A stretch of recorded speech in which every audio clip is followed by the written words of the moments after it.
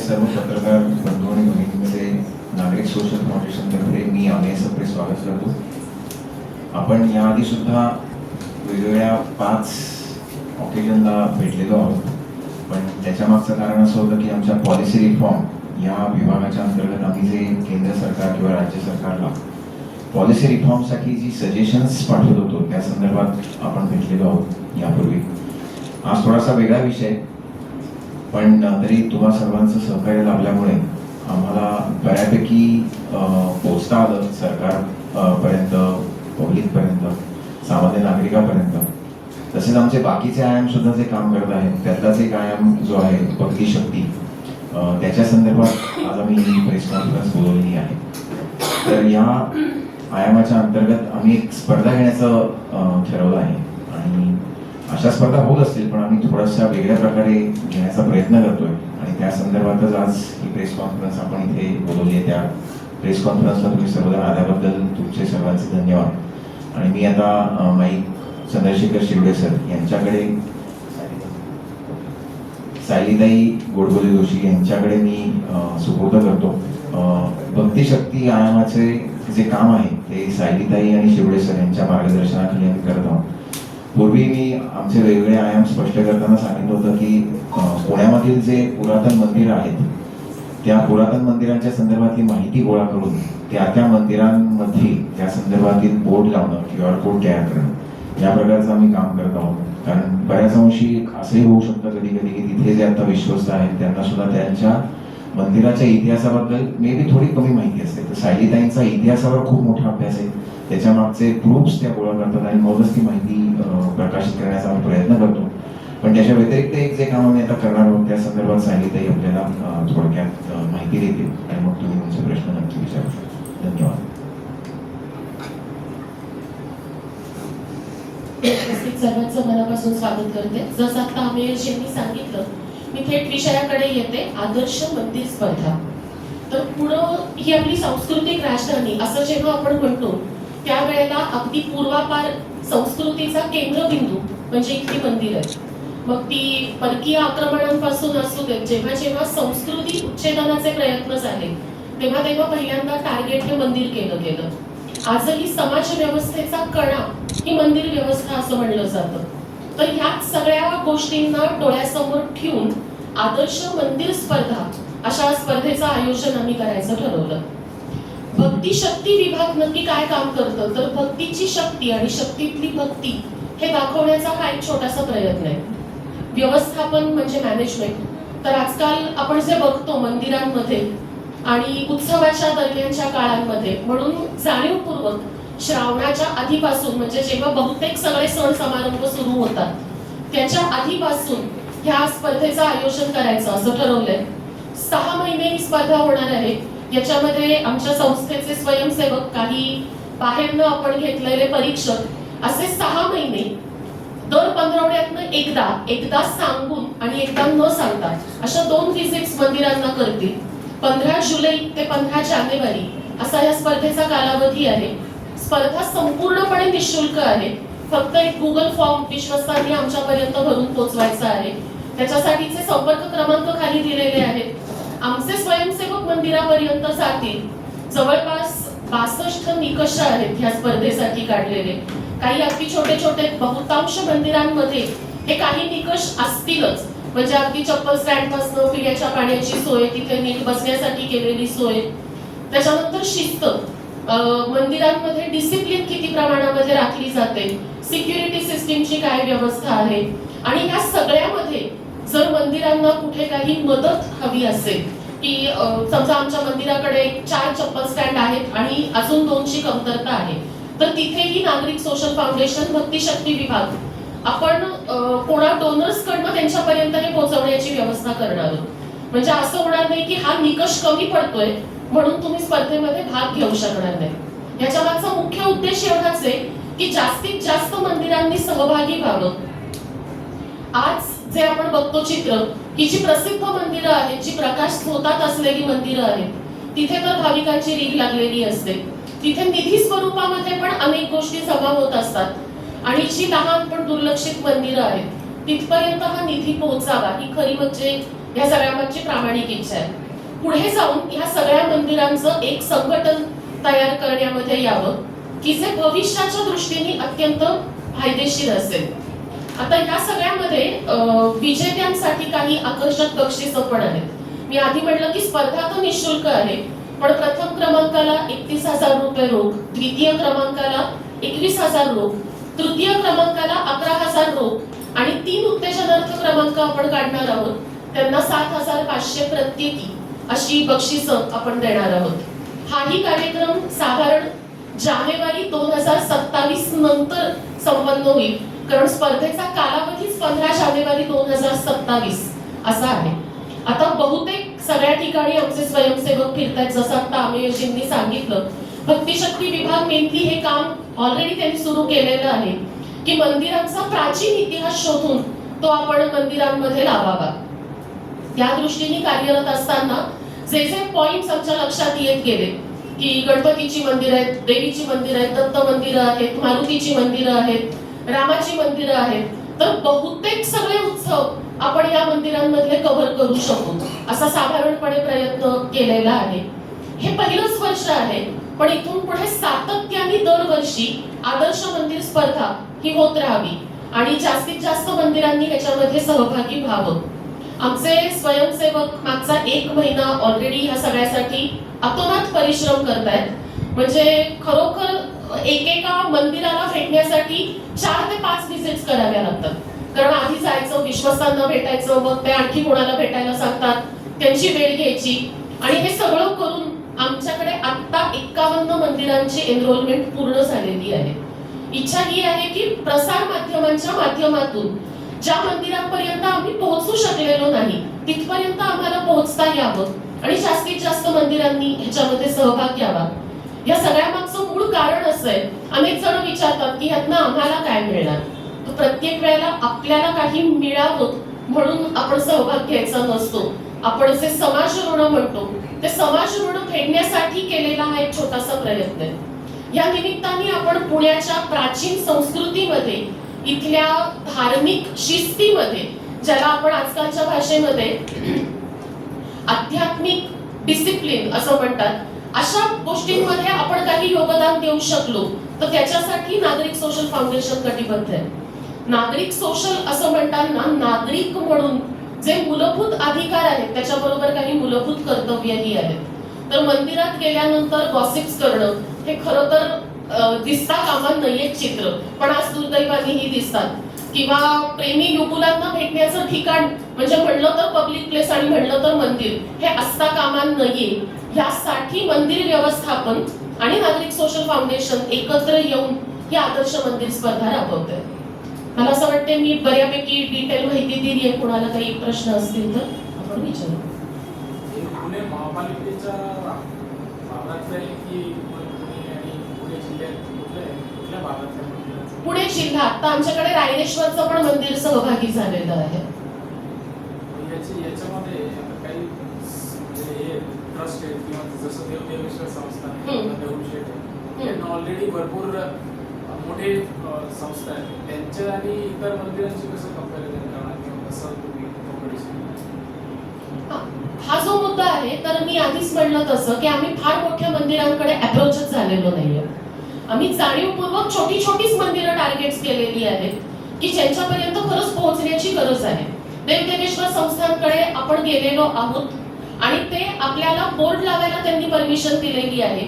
ते स्पर्धेमध्येही सहभाग घेऊ इच्छितात, पण आपण सांगून त्यांना बक्षीस देणार नाही. इतकी क्लॅरिटी आपण विश्वस्तान आणि स्वयंसेवक यांच्यामध्ये ठेवलेली आहे. तुमचा प्रश्न फार रास्त आहे, कारण मग तो अधिकार किंवा न्याय होणार नाही, म्हणून आपण त्या विश्वस्तांना आधीच विश्वासात घेऊन या गोष्टीची कल्पना दिलेली आहे की जरी ती मंदिरं मोठी आहेत तरी त्यांना बक्षीस मिळणार नाही, ते स्पर्धेत सहभागी होऊ शकतात. तसेच ही जी मोठी मंदिरं आहेत किंवा ट्रस्ट आहेत त्यांच्या मदतीने जी छोटी मंदिरं आहेत तिथली व्यवस्था वाढण्याकरता किंवा सुधारण्याकरता सुद्धा त्यांची आम्ही मदत घेणार आहोत बरोबर. तर तोही एक त्याच्या मागचा उद्देश आहे की ते आम्हाला जोडल्या गेल्यानंतर ते एकूण आमचं काम बघून आणि सहभागी झालेल्या मंदिरांचा आढावा घेऊन आम्हाला त्याच्यामध्ये पुढे जाऊन मदत करणार आहे. त्यासाठी पुण्यामध्ये असे बरेच म्हणजे जे गणेश उत्सव मंडळ आहेत की ज्या आहेत ते म्हणजे सामाजिक काम करतात, पण परमनंट मंदिर नाही आहे त्यांच्याकडे. एक छोट्याशा ठिकाणी ते गणपतीची मूर्ती ठेवतात, जसं गुरुजी तालीमचं आहे. म्हणजे ते सामाजिक काम करतात ते म्हणतात, पण एक छोटंसंच अशा अशांना कसं होतं? माझ्या मते त्यांच्यासाठी गणेश उत्सव स्पर्धा असते आणि त्यावेळी त्याच्यात ते सहभागी होतात. पण आपल्या मी एक उदाहरण दिलं, इतरही काही देवीची मंदिर आहेत किंवा हे आहे ज्यांना जागा नाही, मंदिरासाठी म्हणून एक जागा नाही, पण ते सामाजिक काम करतात. तर अशा लोकांचे काय निकष असतात? मी सांगते, मी आता जे म्हणलं याच्यामध्ये बरेच निकष आहेत आणि जाणीवपूर्वक उत्सव काळामध्ये आपण या स्पर्धा घेतोय. तर ह्याला जरी आदर्श मंदिर स्पर्धा असं जरी म्हणलं तरी खरं तर आदर्श व्यवस्थापन स्पर्धा आहे. म्हणजे इथे मॅनेजमेंट कशी होते उत्सव काळामध्ये ही खरं तर परीक्षा ह्याच गोष्टीची आहे. मंदिराचा स्ट्रक्चर म्हणजे फॉर्मॅट प्रत्येक ठिकाणी मिळेलच असं नाही.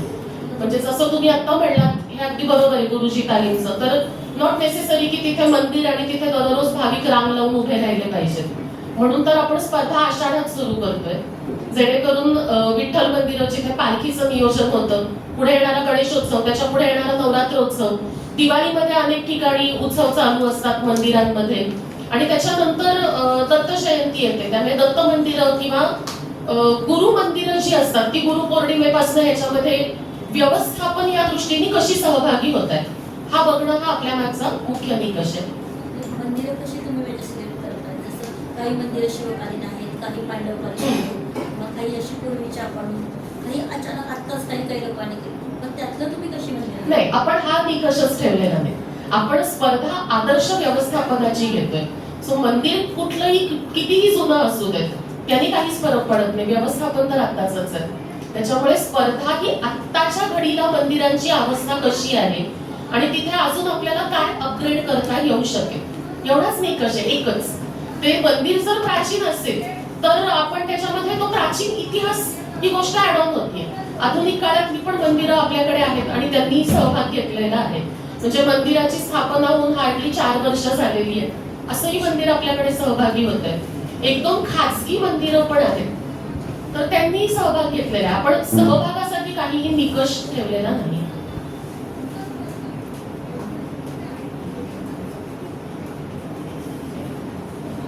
आपण ह्या निमित्ताने गुगल मॅपिंग पण मंदिरांचं करणार आहोत. आणि म्हणजे जे आपल्याकडे स्पर्धक म्हणून नाव नोंदणी करता आहेत त्यांचं तर गुगल मॅपिंग होईलच, आणि भविष्यातही पुढे जाऊन आपल्याला हा प्रोजेक्ट मोठ्या प्रमाणामध्ये राबवायचा आहे. याच्यामध्ये इतर धर्मीयांचे जाणीवपूर्वक समजा चर्च असतील, मशीद असेल, ते पण काहीतरी सामाजिक काम करत असतील, त्यांची काही व्यवस्थापन असेल, तर त्यांना तुम्ही नाही कन्सिडर? नाही, आपण आता तरी याला फक्त आदर्श मंदिर स्पर्धा असंच म्हणलेलं आहे. आदर्शाचे निकष कोणते? ओके, तर पर्यावरण पूरक गोष्टी असल्या पाहिजेत. त्याच्यानंतर प्लास्टिक मुक्त मंदिर किंवा प्लास्टिक मुक्त व्यवस्थापन आहे का हा एक निकष आहे. मी आताच म्हणलं तसं जवळपास 64 निकषांमधून आपले परीक्षक परीक्षण करणार आहेत. तर त्याच्यामध्ये स्वच्छता, शिस्त, पर्यावरणाशी रिलेटेड येणाऱ्या एन नंबर ऑफ गोष्टी, म्हणजे तिथली वेस्ट मॅनेजमेंट कशी होते. प्रत्येक मंदिरामध्ये ते साधं चौकात असलेलं गणपती मंडळ असो की अगदी मोठं असलेलं मंदिर असो, निर्माल्य नावाची गोष्ट निर्माण होते. तर त्या निर्माल्याचं पुढे जाऊन व्यवस्थापन कसं केलं जातं, बाहेर विक्रीसाठी ज्या काही गोष्टी ठेवलेल्या असतील, ज्याही मंदिरांच्या बाहेर असतील, तर त्याची इकॉनॉमिकल मॅनेजमेंट मंदिर म्हणून कशी लावली जाते, असे अनेक निकष आहेत, अनेक. मग भाविकांना तिथे काय सोयी सुविधा उपलब्ध करून दिल्या जातात, निष्पक्ष काम होतं का, म्हणजे गीतेमध्ये तर आपल्याला निष्काम कर्मयोगाचं महत्व सांगितलेलं आहे. तर त्याच्यामध्ये ट्रान्सपरन्सी किती आहे, भाविक ज्या वेळेला तिथे देणगी देतात त्याची लगेचच्या लगेच पावती होते का, पावती झाली तर त्या खर्चाची रक्कम म्हणजे ती जी काही रक्कम असेल ती व्यवस्थापन कशा प्रकारे समाजोपयोगी कार्यासाठी वापरते. आपण काही त्यांच्याकडे त्यांचं ऑडिट मागत नाही, आपण फक्त त्यांच्याकडे त्यांनी केलेली समाजोपयोगी कामं त्याचा त्यांनी रेकॉर्ड करून आपल्याला पाठवावं.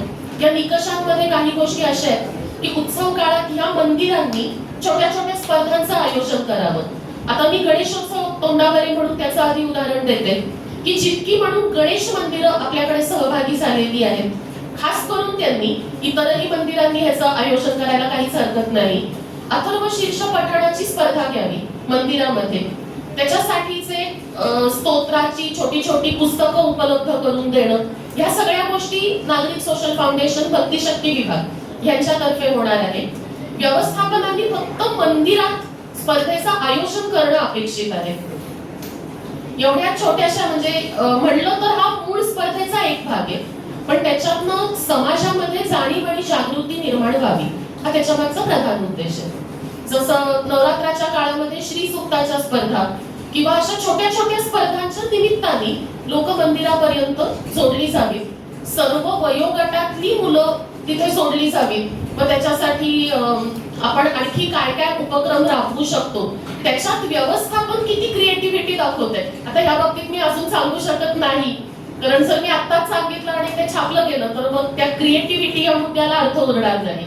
मी एक निकष सांगितलं जसं हा स्तोत्र पठण स्पर्धेचा, तर असं त्यांना आपण सांगितलेलं आहे की ह्या 6 महिन्याच्या काळामध्ये कोणत्याही 3 स्पर्धांचं आयोजन मंदिरांनी करणं अपेक्षित आहे. तर आता इथे मंदिर व्यवस्थापनाचं कौशल्य आहे की ते दिलेल्या सगळ्या मुद्द्यांच्या आधारे कोणत्या 3 स्पर्धांचं आयोजन करतात. तुम्ही जे निकष ठरवले बऱ्याचदा आहे ना, म्हणजे आपण असं बोलायला नको, टायर 1 म्हणजे जसे टायर 1 मंदिर म्हणा, 2 टायर 3 टायर असे जे श्रेणीचं पार्टी आहे, तर जे 100 वर्षांपासूनचे किंवा 200 वर्षांपासूनचे जे मंदिर आहे, तसं मृत्यूंजय मंदिर तिथं नेहमी काय ना काय चालू असतं. म्हणजे आरतीचे सोयी, तर त्यांच्याकडे ऑलरेडी मॅन पॉवर आहे, हे आहे. तर अशा मंदिरांना हे शक्य आहे जे तुम्ही निकष केले. ज्या मंदिरांमध्ये कार्यकर्तेच किंवा गुरुजीच आठवड्याच्या आठवड्याला येतात फक्त, म्हणजे गुरुवारी समजा दत्ताचं मंदिर असेल तर गुरुजीच गुरुवारी येतात फक्त, तर तिथं आरती करायला. अशा मंदिरांना शक्य नाही ना तुमचे निकष पाहणं. असे बरेचसे व्रत मंदिर आहेत की फक्त गुरुवारी तिथं पूजा. मला मुद्दा लक्षात आला, मी त्याच्याही वरती सांगते की ह्या गोष्टींचे विचार आम्ही ऑलरेडी केलेले आहेत. आता तुम्ही मृत्युंजयेश्वराचं उदाहरण दिलं तर हे मंदिर येतं देवदेवेश्वर संस्थांच्या अंडर. तर मी आत्ताच सांगितलं की त्यांना आपण बक्षीस देणारच नाही आहोत, ते कितीही चांगले उपक्रम राबवत असले तर. सो पहिल्या मुद्द्याचं तर मी प्रश्नाचं उत्तर दिलंय. आता राहिला दुसरा मुद्दा, अशी जी छोटी छोटी मंदिरं आहेत, तर आत्ताच आम्ही सांगितलं की ह्या मोठ्या मंदिर संस्थांच्या आधारे या छोट्या मंदिरांपर्यंत पोहोचणं हाच तर आपला प्रधान उद्देश आहे. पण अशी मंदिरं आमच्यापर्यंत येणार कशी की इथे फक्त गुरुवारीच पुजारी येतात, इथे फक्त सोमवारी शंकराच्या देवळात गुरव येतात. म्हणून स्पर्धा हे केवळ निमित्त आहे. या निमित्ताने मंदिरांनी आमच्यापर्यंत पोहोचावं किंवा या मंदिरांच्या स्पर्धेच्या निमित्ताने आम्ही स्वयंसेवक म्हणून तिथपर्यंत पोहोचू शकू. सामान्य भाविक म्हणून गेलात तर कदाचित विश्वस्त एवढ्या मोकळेपणाने उत्तर देतीलच असं नाही, पण स्पर्धेसाठी स्वयंसेवक म्हणून गेलात तर कदाचित ह्या प्रश्नांची उत्तरं मिळू शकतात. मी आत्ताच म्हणलं की 6 महिन्याची स्पर्धा हे भविष्याच्या दृष्टीने टाकलेलं पहिलं पाऊल आहे. संघटन करणं मंदिरांचं आणि ह्याच्यातून एक टेम्पल इकॉनॉमी उभं करणं हा सगळ्याच्या मागचा मूळ उद्देश आहे. या मोठ्या मंदिरांकडून जो अतिरिक्त निधी जमा होईल त्या मोठ्या सगळ्या संस्थानांची आपण ऑलरेडी बोलतो आहोत, त्या विश्वस्तांची, आणि त्याच्यातली एक रक्कम या छोट्या छोट्या मंदिरांपर्यंत आपण डायव्हर्ट करू शकू का? मग त्याच्यासाठीचे निकष काय? तर आमच्याकडे काहीतरी प्रमाण पाहिजे ना की 6 महिने आम्ही परीक्षण करतोय. 6 महिन्यातला हा निष्कर्ष आहे की इथे फक्त दर गुरुवारी पुजारी येतात, जसं आता त्या दादांनी विचारलं म्हणून मी तेवढंच उदाहरण सांगते. तर आपण कदाचित मी स्वतः इतिहासकार असल्याने असेल पण पुरावे दिल्याशिवाय बोलू नये, म्हणून हा 6 महिन्याचा फक्त पुरावे गोळा करण्याचा कालावधी आहे. भविष्यातली योजना हे मंदिरांचं संघटन उभं करणं हा मुख्य उद्देश आहे.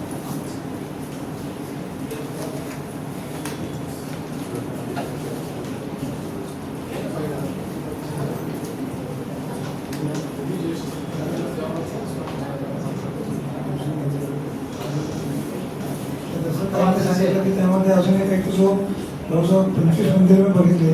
भारताचा नकाशा कुठल्याही मंदिरात नाही आहे. तो नागरिक सर्वसामान्य असे देश प्रथम ॲटलीस्ट भारताचा नकाशा तिथं पाहिजे असा पण एक निकष आहे. माझ्या ऑब्झर्वेशनमध्ये 20-25 धोरणाला कुठेही तो नकाशा नाही.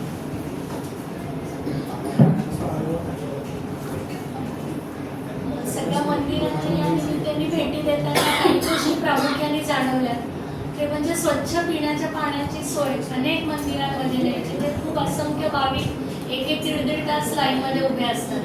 तर आपण या निमित्ताने स्पर्धेच्या निमित्ताने त्यांना हे सुचवू शकतो की स्वच्छ पाण्याची व्यवस्था करा.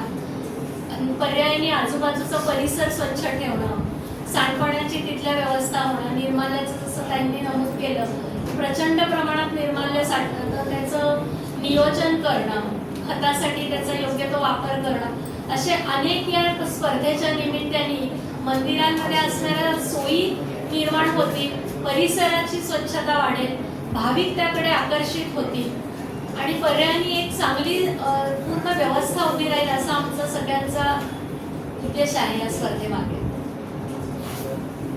एक पॉईंट फक्त सांगायचं झालं की मी पुण्यात 50 वर्ष राहतो, पण जी मंदिरं मी आता या स्पर्धेच्या निमित्ताने व्हिजिट करतो ती गेल्या 50 वर्षात व्हिजिट केलेली नव्हती.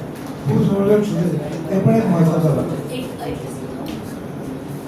वारसेला जाताना जे वनदेवी मंदिर लागतं तिथे मी गेली 30 वर्ष अनेक वेळेस गेलेली आहे, पण ते मंदिर 1598 साली स्थापन झालंय हे मला वाटतं 90% पुणेकर लोकांनाच माहिती नसेल.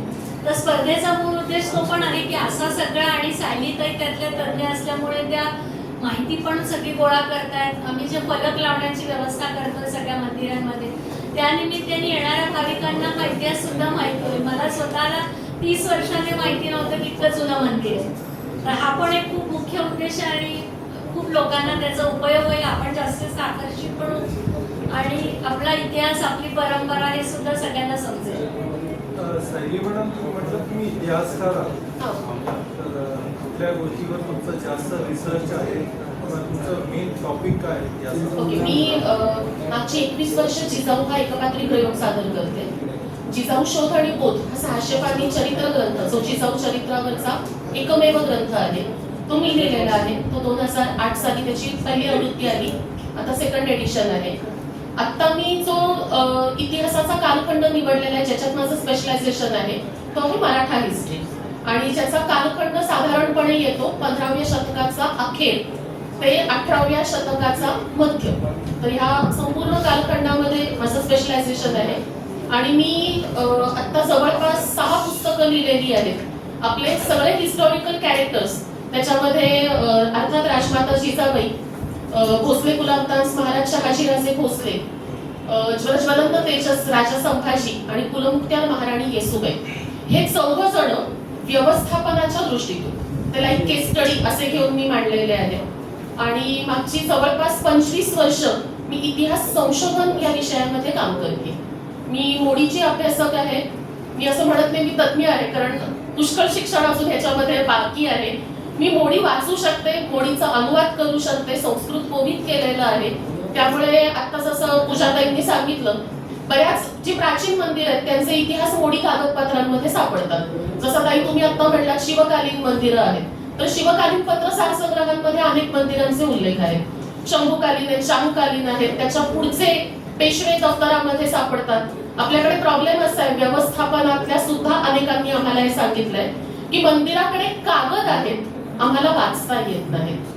तर त्या निमित्ताने म्हणजे कदाचित इतिहासकार म्हणून माझी भूक लागते की मला हे ओरिजिनल कागदपत्र वाचायला मिळत आहे आणि विश्वस्तांच्याच मदतीने आम्ही तो इतिहास पुनर्लेखित करून फलक स्वरूपात लावतो आहोत.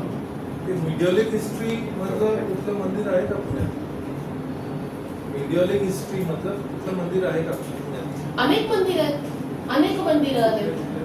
आपलं पाषाणचं सोमेश्वर आणि रामेश्वराचं मंदिर आहे, ज्याचा जीर्णोद्धार राजमाता जिजाबाईंनी केलेला आहे. क्षेत्र अधिपस्त असेल, कदाचित ज्या वेळेला पुनवडीवरती गाढवाचा नांगर फिरला त्याच्यामध्ये ही मंदिरं पण ध्वस्त झाली असतील. शिवकालीन पत्रसार संग्रहामध्ये जे काही मिळतं, कसबा आणि याच्याबद्दल मी बोलणार नाही, ते सर्वश्रुत आहे.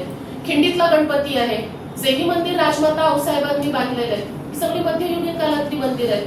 नदी पात्रात असलेलं अष्टभुजेचं मंदिर आहे. एन्शियंट आपल्याकडे पाताळेश्वरासारखं मंदिर आहे, राष्ट्रकूट काळातलं मंदिर आहे. ते कुठल्या काळातलं? राष्ट्रकूट काळातलं, इसवी सनाचं 6वं शतक. पुणे जिल्ह्यात पुणे जिल्ह्यातून बोललात ना तुम्ही, पुणे जिल्हा खेडोकडे सगळेच येतील. आमचे स्वयंसेवक आता जिथे पोहोचू शकले, आमचे आता इथे रघुवीर दादा उपस्थित आहेत, ते रायरेश्वर मंदिरापर्यंत पोहोचलेले आहेत.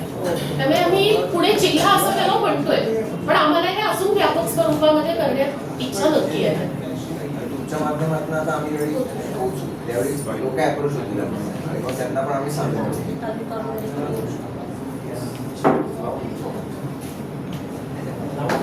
काय नेमकी प्रॉब्लेम काय होतो?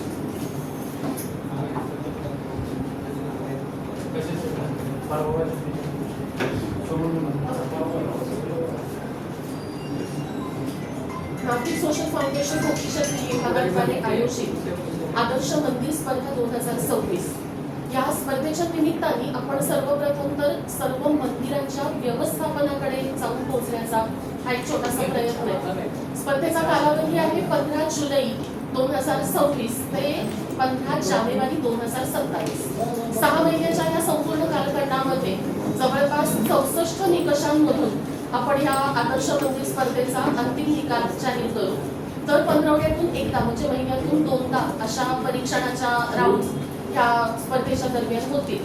आपले स्वयंसेवक आणि काही बाहेरनं या विषयातले तज्ज्ञचे परीक्षक आपण घेणार आहोत. हे 15 दिवसांनी एकदा विश्वस्तांना सांगून म्हणजे त्यांची पूर्वनियोजित वेळ घेऊन मंदिरांचं परीक्षण करतील. तर 15 दिवसांनी एकदा न सांगता मंदिरांचं परीक्षण करतील.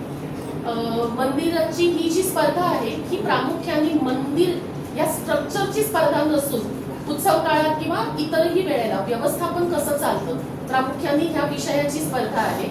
आणि या सर्व उत्सव कालांच्या दरम्यान निरनिराळ्या छोट्या छोट्या स्पर्धांच्या माध्यमातून समाजाभिमुख होणं आणि त्याच्यासाठी मंदिरांना लागेल ते सहकार्य करणं, त्याच्यासाठी आमचा भक्तिशक्ती विभाग हा कार्यरत आहे. स्पर्धा संपूर्णपणे निःशुल्क आहे आणि आपण एकूण 6 बक्षिसांचं आयोजन याच्यामध्ये केलेलं आहे.